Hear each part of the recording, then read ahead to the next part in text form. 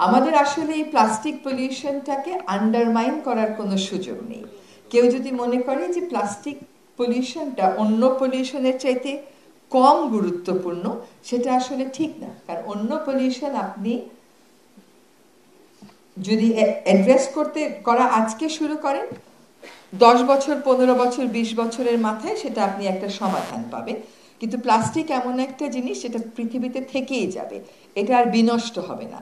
ফলে এইটা যদি আমরা এখন থেকেই সমাধান করার চেষ্টা না করি, তাহলে আসলে ভবিষ্যৎ প্রজন্মের জন্য, ওই যে এখন বলে না মায়ের দুধে প্লাস্টিক, প্লাসেন্টাতে প্লাস্টিক, মানুষের ব্রেইনে প্লাস্টিক, এবং এখন বলছে ব্রেইনে যে মাইক্রোপ্লাস্টিক, ওইটা মস্তিষ্কে রক্ত প্রবাহ থামিয়ে দিতে পারে।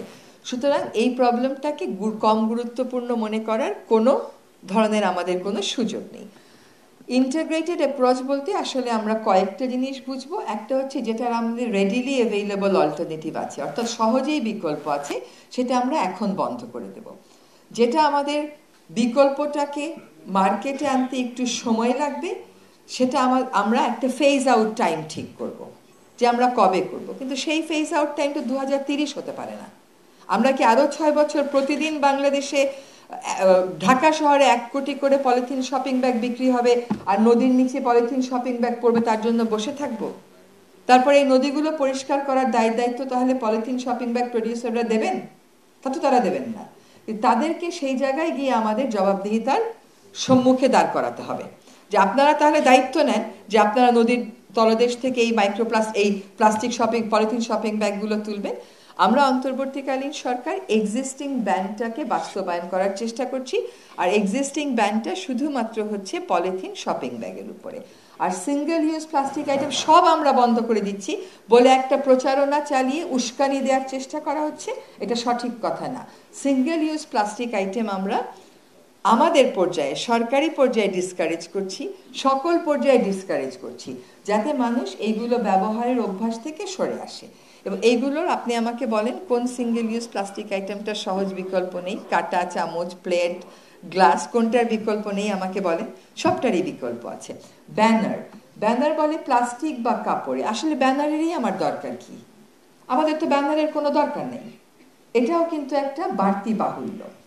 কিছু কিছু সিঙ্গেল ইউজ প্লাস্টিক আছে, যেমন ধরেন চিপসের প্যাকেট, এটা বললেই সহজে অল্টারনেটিভ করা সম্ভব না।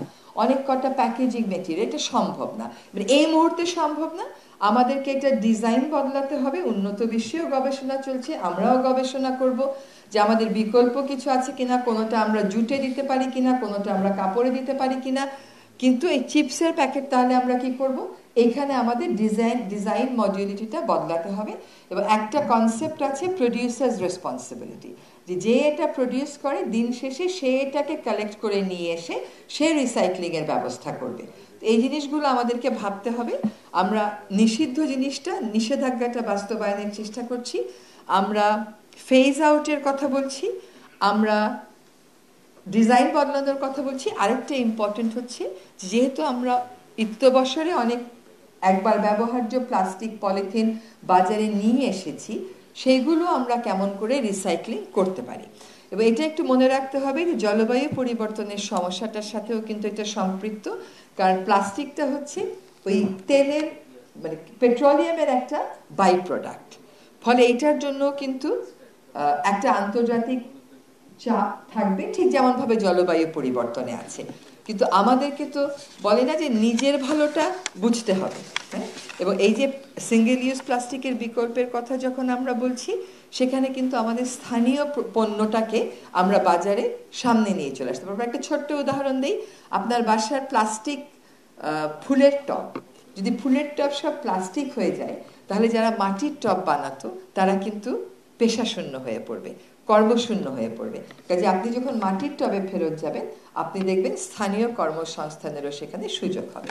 ফলে এটা একটা ইন্টিগ্রেটেড অ্যাপ্রোচ হতে হবে। সব বন্ধ করা যাবে না, এটা আমাদেরকে ফেজ আউট করতে হবে। কিন্তু যেগুলো রেডিলি অ্যাভেইলেবল বিকল্প আছে, সহজলভ্য বিকল্প আছে, সেগুলোতে আমরা অবশ্যই বন্ধের পথে হাঁটবো।